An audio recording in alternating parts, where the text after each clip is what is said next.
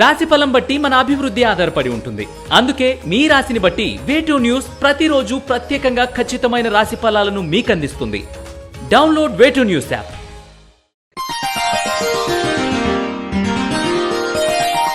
శ్రీ గురుభ్యో నమః.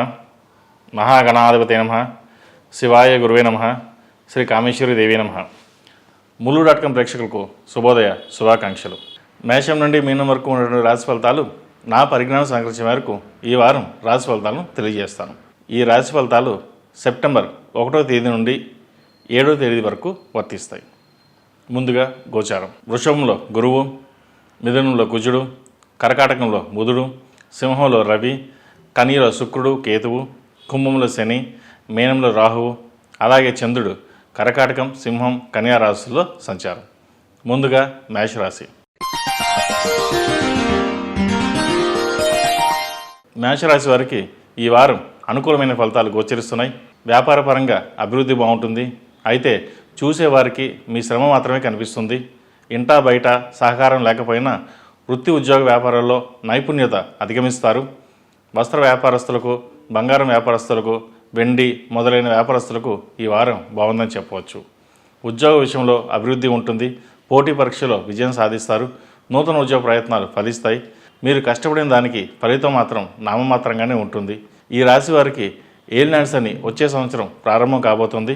దాని ఫలితం ఇప్పటి నుండే మీకు తెలుస్తుంది. ఆరోగ్యపరంగా, వ్యాపారపరంగా, ఉద్యోగపరంగా చిన్న చిన్న ఒడిదొడుకులు ఉంటాయి. ఎన్ని ఉన్నా మీ మనోధైర్యమే మిమ్మల్ని కాపాడుతుంది. మనసుకు నచ్చిన పని చేయండి. వెనక్కి లాగేవారు ఉన్నారు. ధనం విషయంలో ఆలోచించి ఖర్చు చేయాలి.